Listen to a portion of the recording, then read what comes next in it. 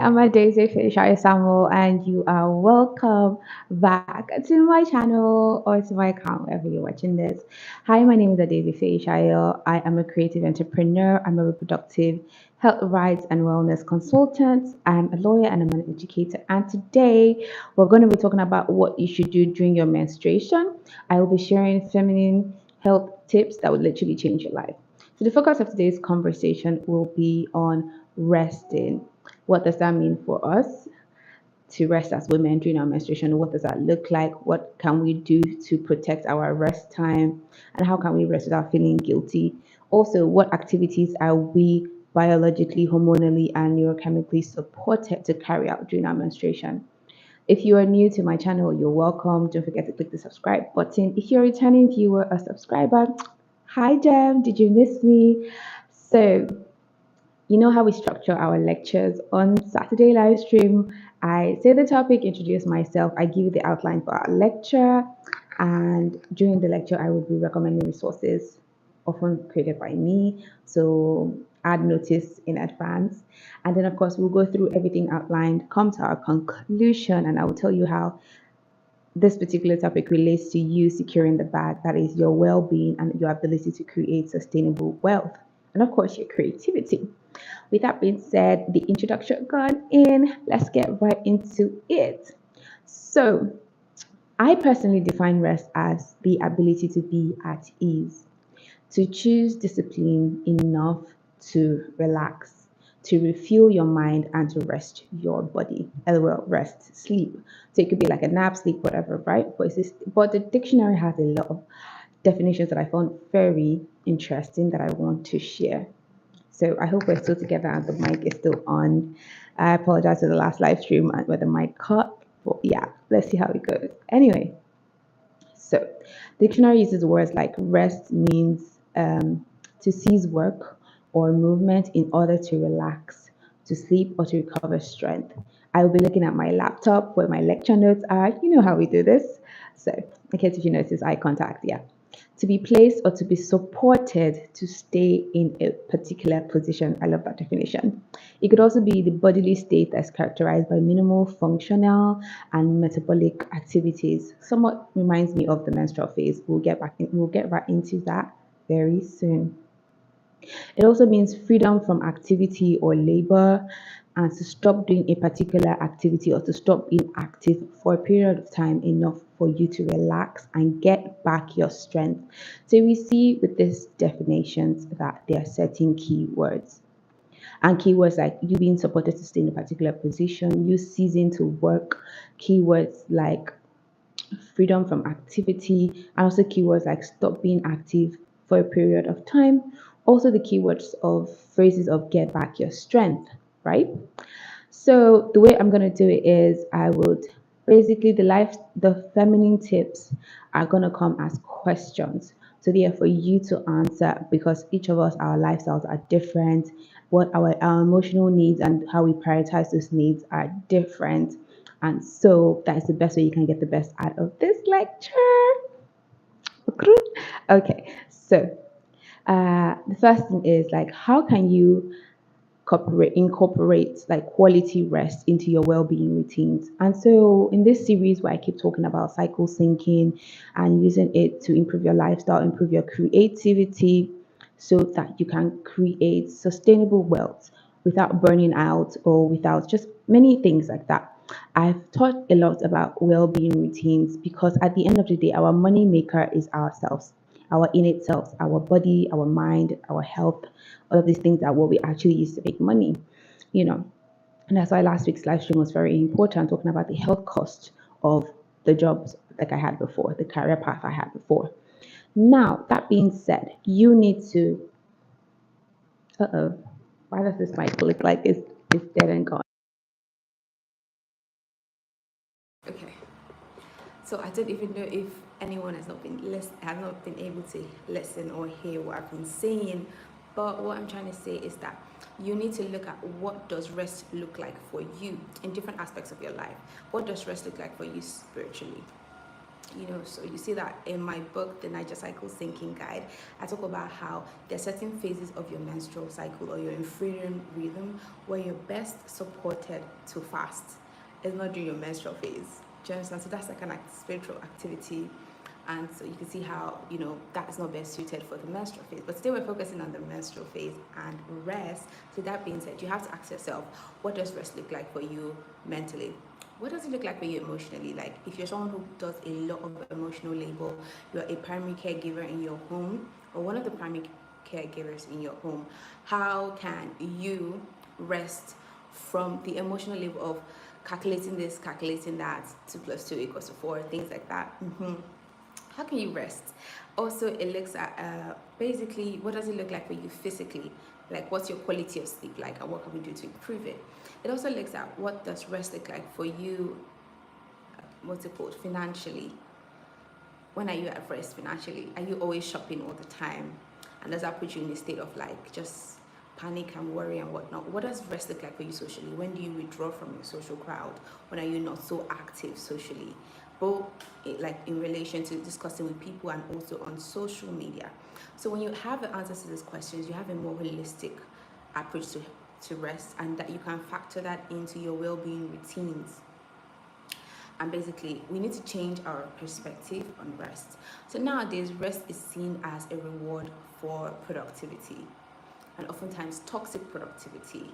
And there's this guilt when we rest. And I know we'll talk more into women's socialization and how that also plays into how we're raised as women and how we view rest. We view rest as kind of like a badge of honor that comes after you finished your tasks, instead of seeing rest as this stop, a manifestation of self-love that supports you to carry on, to refuel yourself, basically, to get back your strength, as the dictionary said. So rest may not always mean sleep, right? However, like I said earlier, it could just, in different aspects of your life, rest could look like different things. So for example, if it's more of the physical aspects of your life, it could be like being still, good quality sleep, or just being still, just lying, being still, chilling, having a hobby that has you sit in a place and just stay at it for a while. Knitting doesn't count because you're exercising your arm muscles. It could also be things that help you check in with your intuition or your inner self, to do inner work. That's for mental rest. Now, those are just examples to give you somewhat of an idea, right? So that being said, let's get into like rest and cycle syncing. So this is the second feminine tip: rest and cycle syncing. What should I do during menstruation? So remember when I was sharing the definitions from the dictionary, I said rest could also be in a state of minimal activity, minimal metabolic activity. And so we look at rest is even part of our DNA, of our makeup as women, or feminine beings. It's literally part of our makeup, because hormonally, the hormonal cycle, when you see the way the hormones peak across the month, starting with like menstruation, where you bleed and you let out blood, you shed uterine lining, unfertilized eggs, things like that. Then the follicular phase, where the new follicles are growing, to the ovulation phase, where the follicles that were growing during the last phase are ready to be fertilized. And then you see after that, if there's fertilization, yay, a baby is coming on the way. However, if there's no fertilization, you know that the luteal phase comes up, and it's one of the lengthiest phases in our inferior rhythm, or the menstrual cycle, as called. Is a time where our body recuperates and prepares for menstruation, right? It begins to prepare itself, in order that there's a peak of progesterone, and then there's a decline more of the levels of estrogen and testosterone that we saw during the ovulation time. And then of course during the menstrual time, we have certain things that become more active. So it's this part of the life that I will read in an excerpt from my book, the Naija Cycle Syncing Guide, which is a guide on how to cycle sync with Nigerian cuisine, and it factors in lifestyle of Nigerian women to help you embody reproductive wellness for success. There will be a link in the video description for you to buy the book. If support me, get the book, support yourself. So that being said, let me read the script. Menstruation is the first phase of our menstrual Menstruation is the first phase of our menstrual cycle or infrared rhythm. It's a time for rest and to nurturing. It's a time for rest and nurturing because our uterine lining is shedding, our bodies lose blood and iron. The the culprit that causes cramps, that's prostaglandins are peaking. Our skin is more sensitive. We have tender breasts, a sharper sense of smell, and also we can be a bit more forgetful. So this may be not true for some people, this may be true for some other people. Like I said, we're all biologically distinct, right? So basically, as a whole, when we look at our mood during our menstrual phase, we are more, more inward. We're not as social. Our energy levels are really really low. So we will be experiencing more fatigue. We're feeling more sleepy, and our eyes may even look more tired. The people just like, oh, clean share, like that's your brother, like, what's wrong with you? You just, something about you just feels a bit down and you're ill, and you're like, nah, it's that time of the month. And someone's like, oh, or they're like, oh, is that time of the month? And you're like, yeah, it is. So we see these happening and we see all of this.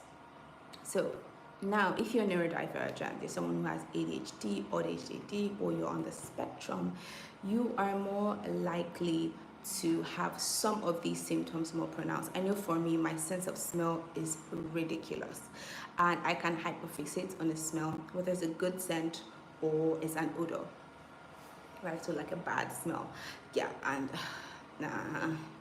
Now, let's get into the activities you can do during your menstrual phase while menstruating.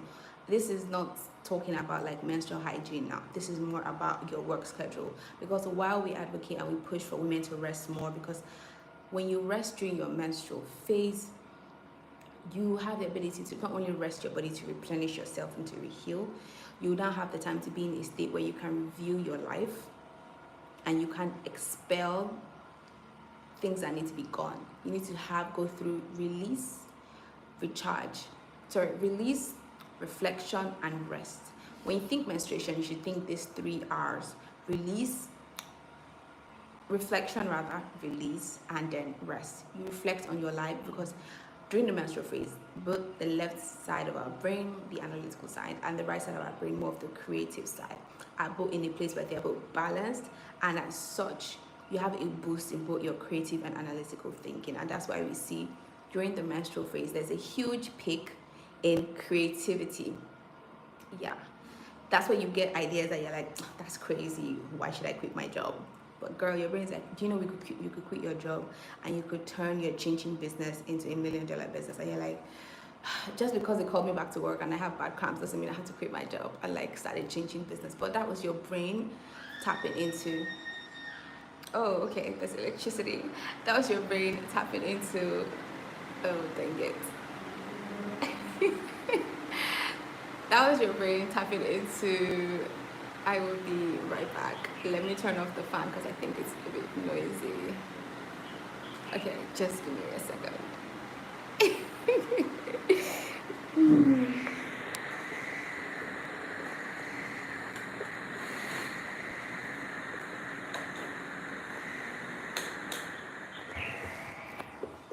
Okay, I'm right back.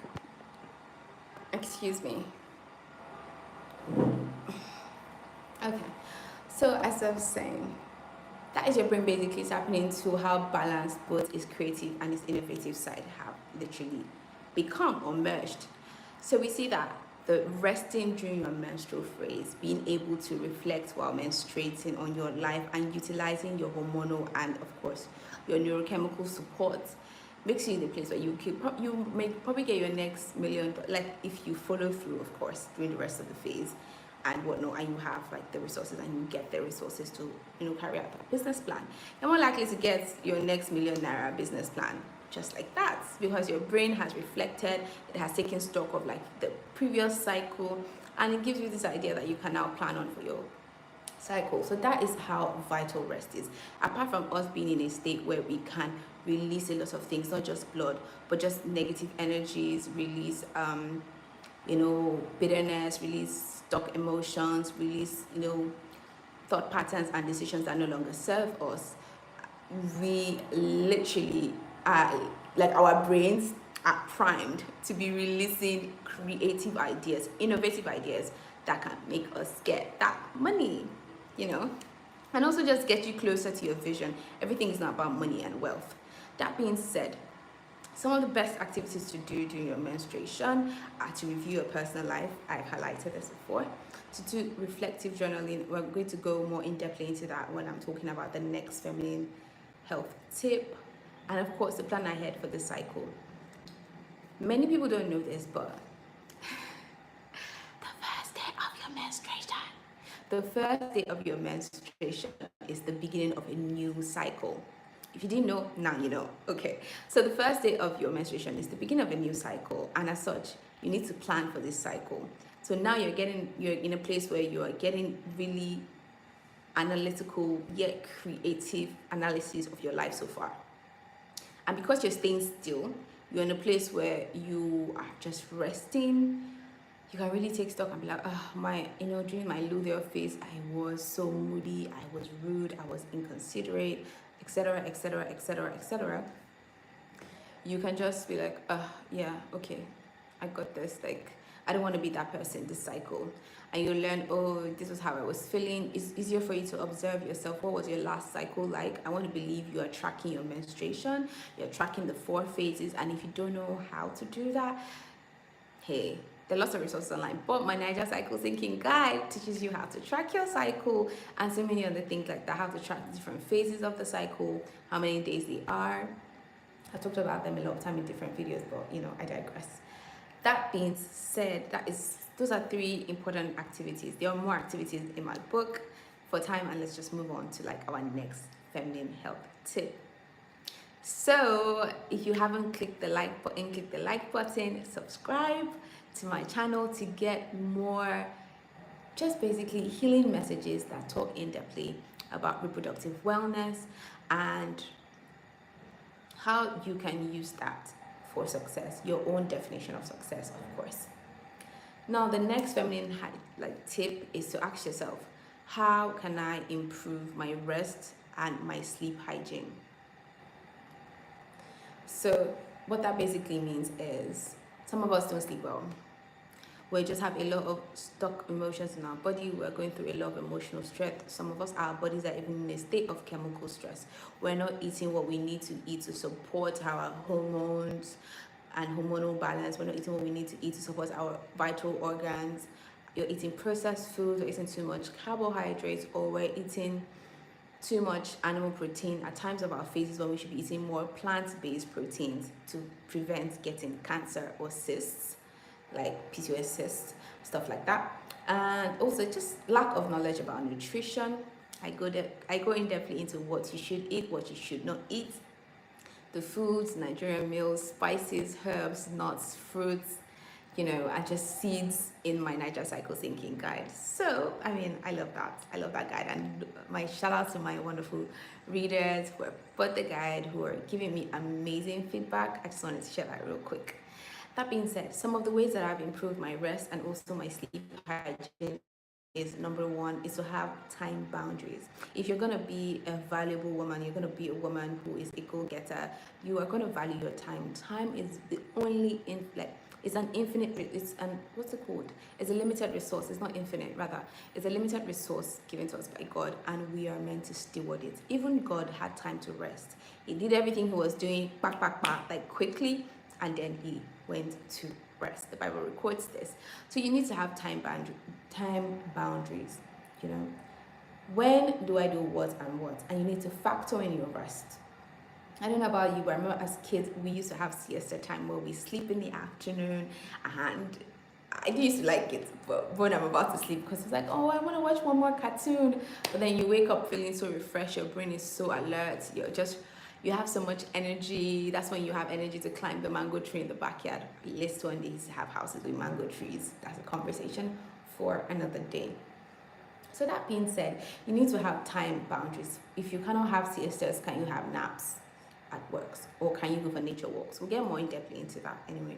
So you need to be able to set and reinforce your boundaries, especially during festive periods, so that you can have your rest. As Nigerian women, we know what the holidays are like. There's a lot of reproductive labor, from watching over kids to cooking to doing inventory, food stocking, shopping, just etiquette, managing the emotional health of a family, and so many other things like that. People's relations to each other, and of course, mental health of people who are your wards or people who you are a caregiver to. It's just a lot of emotional labor, even down to saying thank you on behalf of somebody else that someone forgot. It's just a lot of emotional labor. However, if your family has been used to you having a certain rest time where you do not break it for anybody, and I mean anybody, except for a life or death emergency.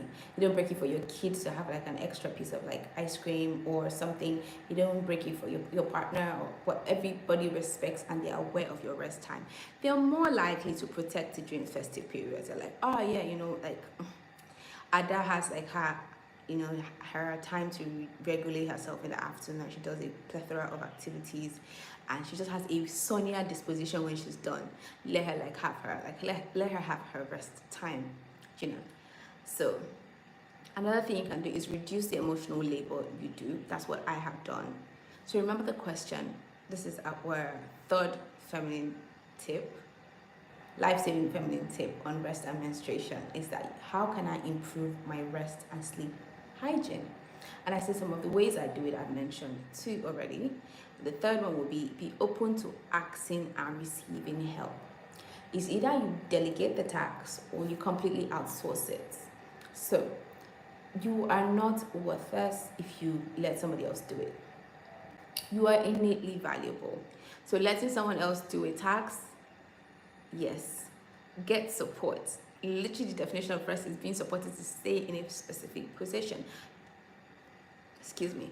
Now, if you're not allowing people to assist you, or you're not receiving the help because you want to be strong, you want to be independent, you don't want to build community, you want to burn out, that is very unhealthy for you. How are you going to tap into your creative abilities without just being exhausted, being too exhausted, being at war with your body, being in pain? Yeah, no, we don't want that. We don't want to do that here. So the difference between delegating and outsourcing is, delegating is I ask someone that, oh, can you do this task? This particular way. I will supervise the results, or I will simply just receive the results. These are the steps. And these are like how I would check for quality control. You can do this at work with a colleague, your teammate, and just like, I'm just, this is what I feel, what I'm going through right now. Can you do this task? And this is how I will support you also. I will do this part of the task, you just do this. Or when it's your time and you need that kind of support, I will reciprocate in this particular way. So that way you delegate. And also, you could do this at home. If you are someone who is a caregiver, maybe you have another secondary caregiver working with you. And I'll use this, like for example, I'm a first daughter. So there are times when I would, does this light just die on me? What is going on today with this live stream? This is interesting.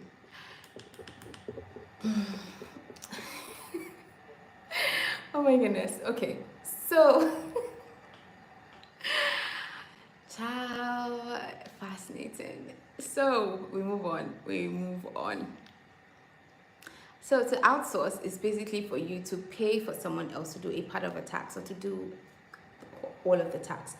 That's the part where the job when I was working in the advocacy space, things got so hectic for me. My responsibilities increased, and I even had external responsibilities outside my core responsibilities that I had to outsource to another advocate. So we had like a contract between the 2 of us, and I was paying and she was delivering incredible quality of work on time, on schedule. And same thing with when you finally choose to have somebody come clean your home once a month or once a week, that 20K that you would have spent on, like, I don't know, dinner dates or braiding your hair or something, could save you a lot of stress. Because when your environment is clean, you can automatically just have better sleep hygiene, right? So another thing you could do is to have 5 minutes reflective journaling. I mentioned that earlier. and I'm going to talk about it more extensively. All you need to do with reflective journaling is take a piece of paper or a book, take your pen, write everything that comes to mind. Just, it's called a brain dump. Offload everything.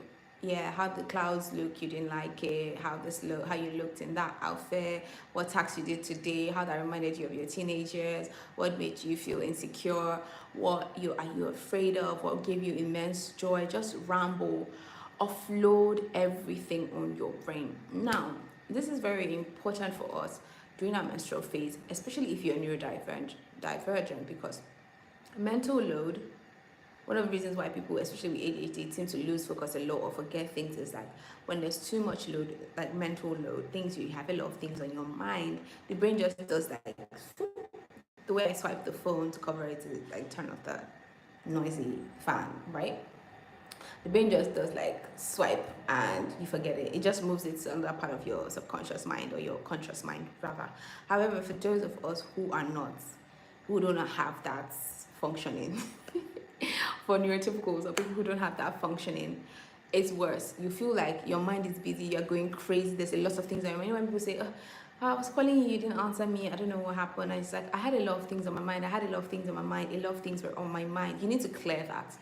Brain dump journaling will clear that for you, and that way you can process and release emotions that have been stuck. Remember, we talked about how unprocessed emotions like anger, adversity affects, and other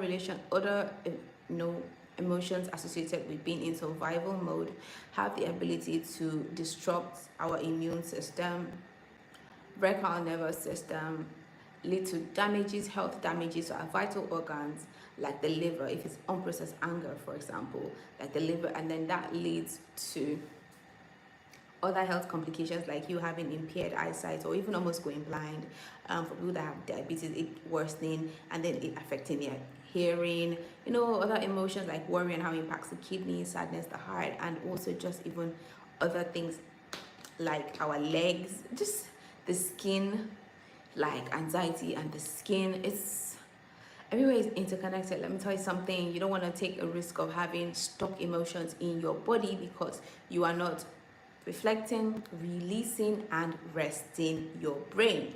So journaling would help you do that. And of course, especially during the luteal phase also, where we have a rise in progesterone but like a decrease in serotonin, which is our happy hormone. When you finish working out, a boost of serotonin makes you feel like you can take on any task you want to do.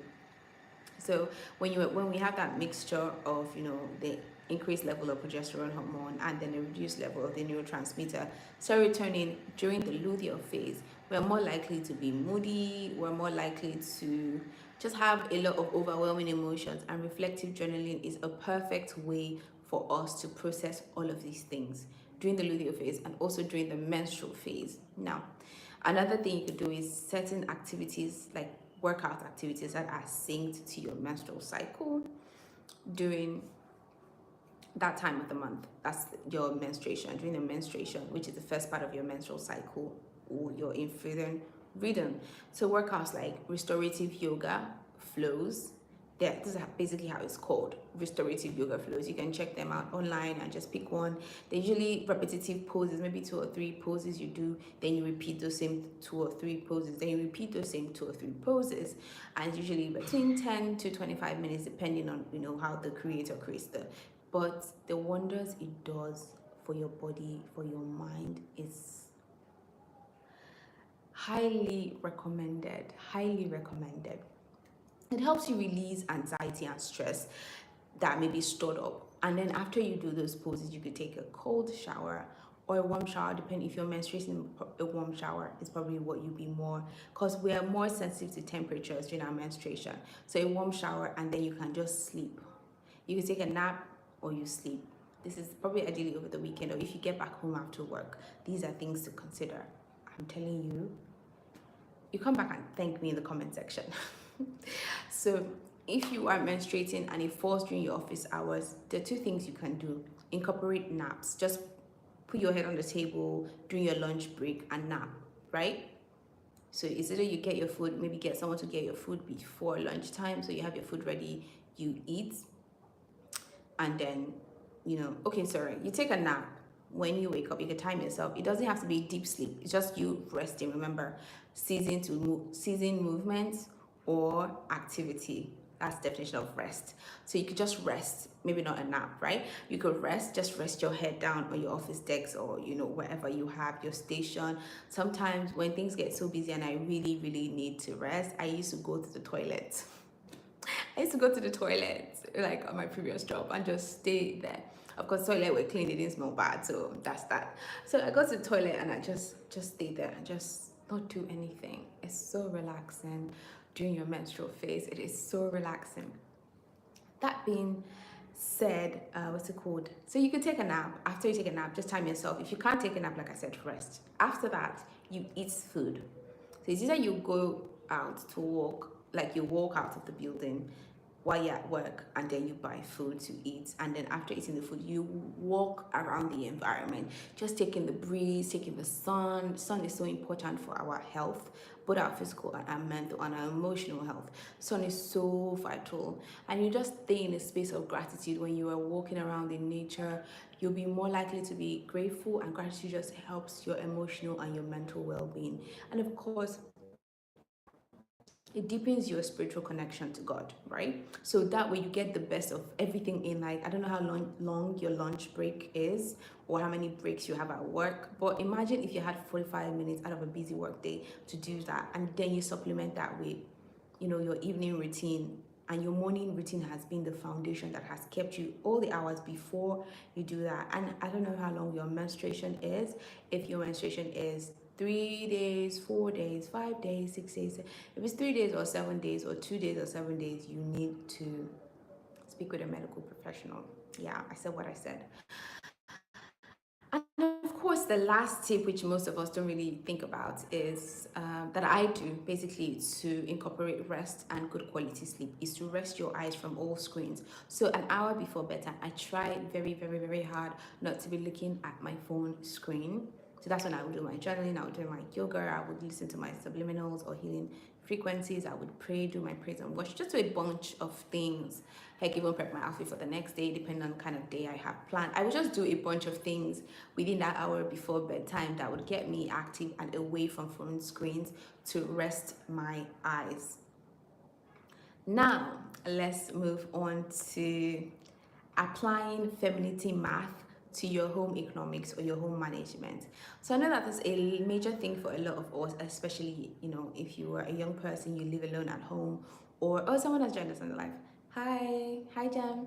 If you're a young person, you live alone, you're probably used to taking care of yourself by now. However, if you are also someone who still lives with your family, you would have an extended scope of responsibility, like responsibility in home management, right? Regardless of your gender. But for women, we understand what it's like, right? So let's talk about how you can use femininity math to ensure you get to rest, even when you're not menstruating, but especially when you're menstruating. So you need to ask yourself this question. So this will be, I think, our fourth. If you're counting with me, comment in the comment section. I think this is our fourth feminine tip, health tip, to guarantee you rest during your menstruation, is you need to ask yourself, how can I do less and get more, or just get the most out of the situation? And how does that apply to home economics? So I don't know what it's called in your country, because I know my audience are from, the gems are from around the world. But in Nigeria, basically they used to teach a course in secondary school where they teach you how to plan personal finance, home financing, how to budget, shopping, also like cooking recipes, storage of food, both raw, processed, and cooked foods. Just basically, that was home economics, presentation, etiquette, eating etiquette, dining etiquette, social etiquette, so many things like that, right? So that is like the bulk of home economics and home management. It's a plethora of so many skills, even down to house farming, sewing, a lot of things basically. So how can you apply femininity math to your home economics tax or your home management tax to rest? Number one, you need to ask, do I have to assign my self-worth to my ability of cooking fresh food? That's a deep question. Because I remember one day I was on a call with a friend and I was like, oh, I need to go and do this, I need to go and do that, I need to do this, do this, do this, And she's like, why? Isn't there any food that's already ready made? Isn't there any healthy processed like food around? When I mean processed, now I mean like food technique process. I don't mean like genetically modified process. I mean like, say for example, something like moi moi. That's beans that has gone through food processing technique that is boiling in banana leaves, which is an African food processing technique. If you're with me, stay with me. So something like moi moi, which is great for your follicular phase, or something like bread. And I home bake my bread now, so I add in like my fennel seed powder. I add in like my black seeds powder. I don't know, all my healthy like herbs and spices, whatever in the bread. So it's like, don't you have anything like that? Must you cook food? Do you know that? Do you know that cooking fresh food comes from that whole thing where it's more like a patriarchal programming? And I was like, wait, hold up, because of the whole thing about like the person who goes out to earn money should at least they deserve like a warm fresh meal, and then that oftentimes in African homes is ascribed to men, and for children we do that service for our mothers also who are working class women, if you get what I mean. I'm going off on a tangent. My point is, you need to ask yourself, do you tie your self-worth to cooking fresh meals? Because a lot of time, the average Nigerian meal to cook takes like 45, no, with meal prep and everything, I guarantee you, if you even factor in shopping time, will take you at least 2 hours. So imagine doing 2 hours across the day. Even if you are a stay-at-home mom, you have a full-time job. So how can I make my job more efficient? How can I be more productive but with the least effort? That's femininity math, right? That way you can stay consistent with your healthcare, your well-being routine. You can stay disciplined because you don't exhaust yourself to the extent where you now have to comfort yourself with unhealthy eating habits or unhealthy sleep hygiene, right?